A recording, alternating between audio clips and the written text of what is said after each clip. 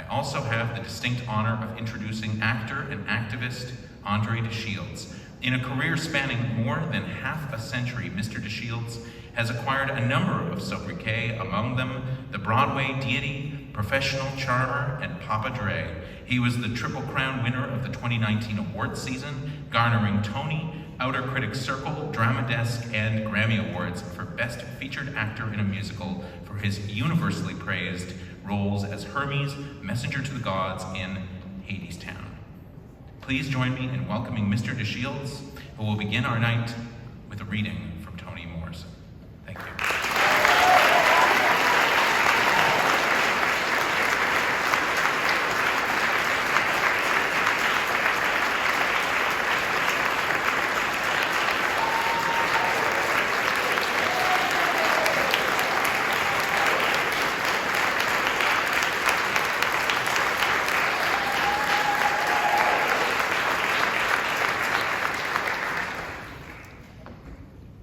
Good evening. My name is Critical Race Theory.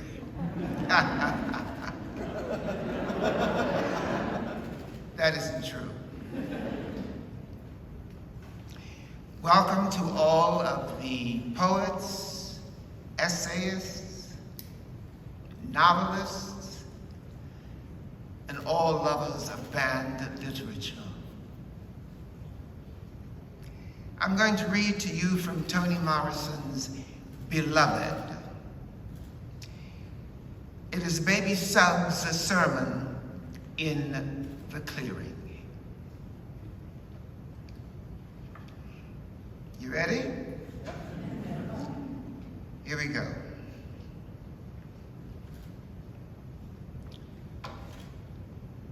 Sethe climbed off the wagon, her newborn tied to her chest, and felt for the first time the wide arms of her mother-in-law, who had made it to Cincinnati, who decided that because slave life had busted her legs, back, head, eyes, hands, kidneys, womb, and tongue, she had nothing left to make a living with but her heart, which she put to work at once, accepting no title of honor before her name, but allowing a small caress after it. She became an unchurched preacher, one who visited pulpits and opened her great heart to those who could use it. In winter and fall, she carried to the AMEs and Baptist holinesses and sanctifies the Church of the Redeemer and the Redeemed, uncalled, unrobed, unanointed. She let her great heart beat in their presence. When warm weather came, Baby Suggs, holy, followed by every black man, woman, and child who could make it through, took her great heart to the clearing, a wide open place cut deep in the woods, nobody knew for what, at the end of a path known only to deer and whoever cleared the land in the first place.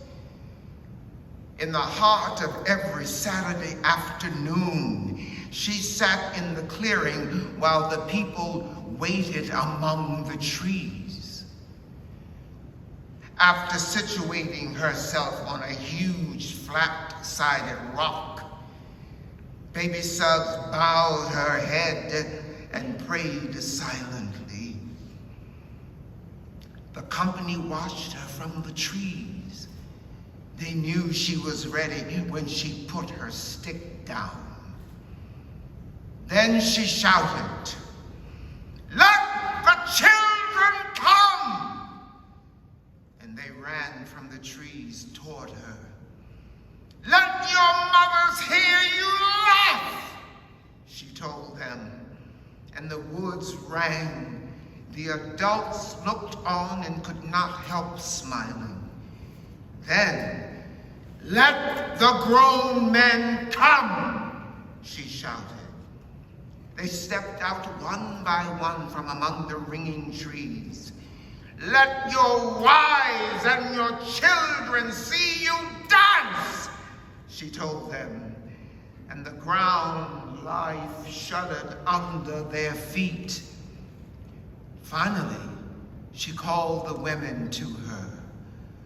"Cry," she told them, "for the living and the dead. Just cry." And without covering their eyes, the women let loose. It started that way. Laughing children, dancing men, crying women, and then it got mixed up. Women stopped crying and danced. Men sat down and cried. Children danced. Women laughed. Children cried until exhausted and riven. All and each lay about the clearing, damp and gasping for breath. In the silence that followed, baby Suggs, holy, offered up to them her great big heart. She did not tell them to clean up their lives or to go and sin no more. She did not tell them they were blessed of the earth, its inheriting meek or its glory bound pure. She told them that the only grace they could have was the grace they could imagine. That if they could not see it, they would not have it. "Here," she said, "in this here place, we flesh that weeps, laughs, flesh that dances on bare feet in the grass. Love it hard. Yonder, they do not love your flesh. They despise it. They don't love your eyes. They just as soon pick them out. No more do they love the skin on your back. Yonder they flay it. And oh, my people, they do not love your hands. Those they only use, tie, bind, chop off, and leave empty. Love your hands. Love them. Raise them up and kiss them. Touch others with them. Put them together. Stroke them on your face, because they don't love that either. You got it. Love it. You. And no, they ain't in love with your mouth. Yonder out there, they will see it broken and break it again. What you say of it, they will not heed. What you scream from it, they do not hear.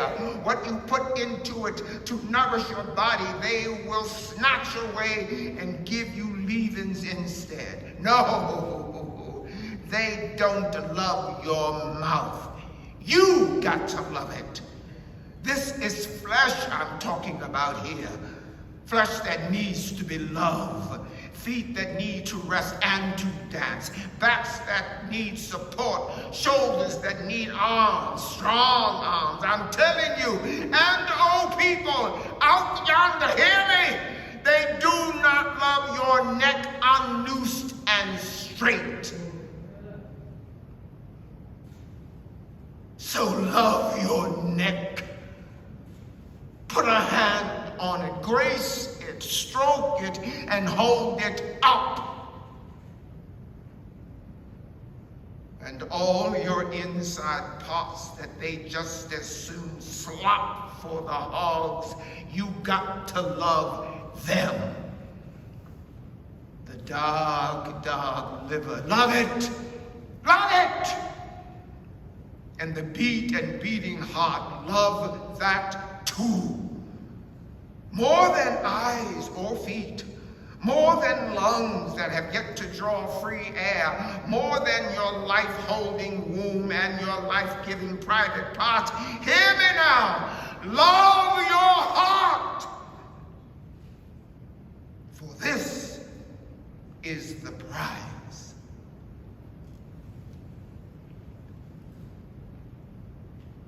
Saying no more,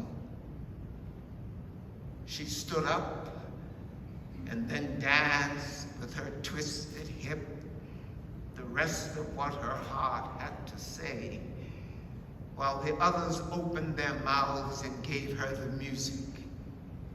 Long notes held until the four-part harmony was perfect.